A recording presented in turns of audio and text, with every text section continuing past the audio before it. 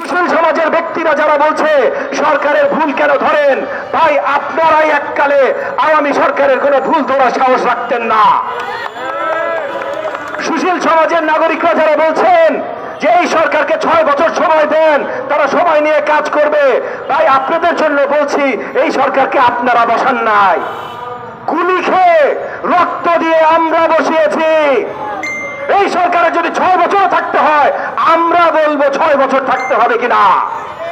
এবং এই সরকারের, শুধু এই সরকার না, যে কোনো সরকারকে বাংলাদেশের মাটিতে দাঁড়াইতে হলে জনগণের কাছে জবাবদিহি হইতে হবে। তো প্রত্যেকটা সমালোচনার উত্তর তাদের দিতে হবে, প্রত্যেকটা প্রশ্নের উত্তর তাদের দিতে হবে। বিশেষ করে আমরা যারা বসিয়েছি ভাই, আমাদের উত্তর তো দিতেই হবে। সরকার এখন পর্যন্ত কোনো উত্তর দেওয়ার জায়গায় আসে নাই, এইটা আমি অত্যন্ত দুঃখের সাথে বলছি।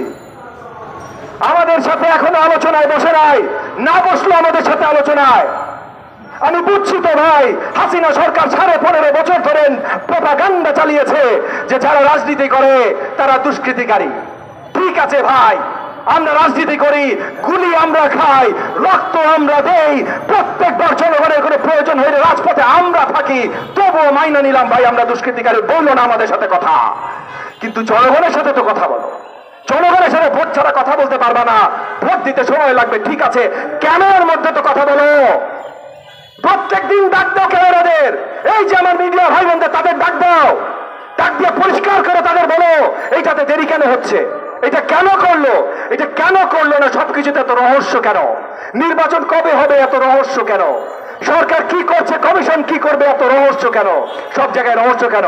আমরা যদি দেখি আজকে যুক্তরাষ্ট্রে দেখেন, যুক্তরাজ্যে দেখেন, হোয়াইট হাউসে দেখেন, প্রত্যেক দিন তারা বাধ্য ক্যামেরার সামনে এসে উত্তর দিতে, বাধ্য না? আমরা দেখি নাই?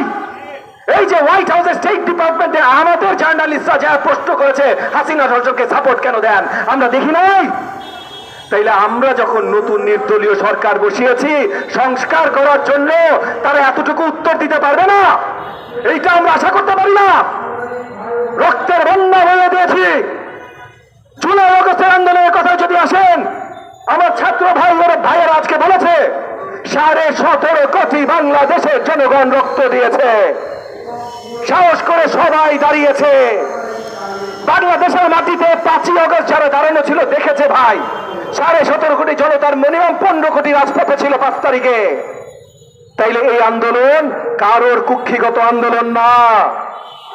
এখানে পরিষ্কার করতে হবে, ধোঁয়াশা করা যাবে না। কে মাস্টার মাইন্ড, এইসব ধোঁয়াশা মার্কা কথাবার্তা বলা যাবে না ভাই। মাস্টার মাইন্ড কি জোর করে হাসিনাকে দিয়ে সবাইকে রাজাকার গালি দিয়েছে? মাস্টার মাইন্ড কি আবু সাইদকে শিখিয়ে দিয়েছিল যে তুমি নির্ভীক ভাবে দেশের জন্য, গণতন্ত্রের জন্য, জনগণের জন্য প্রাণ দাও? মাস্টার মাইন্ড শিখিয়ে দিয়েছিল? এইসব বললেন না ভাই, এইসব বইলা আমাদের ছাত্র নেতারা যারা ছিল, এই যে সমন্বয়ক মাহফুজ পর্যন্ত, ওদেরকেও ছোট করেন না। ওদের অনেক বড় অবদান আছে। আজকে এইখানে বসে আছে ছাত্র নেতারা, তাদের যেমন বড় অবদান আছে, আমরা যারা আছি অবদান আছে। আপনারা যারা দেখি নাই, আমরা সবকিছু দেখলাম কেমনে গুলি করছে, আমি নিলে সামনে ছিলাম ভাই, আবার পাশে গুলি খেয়েছে, আমি গুলি খেয়েছি, কিন্তু এই যে 17.5 কোটি জনগণ গুলির চিত্র দেখলো কেমনে? কারণ আপনারা, আমার মিডিয়া ভাইয়েরা দেখিয়েছেন। আপনারা যদি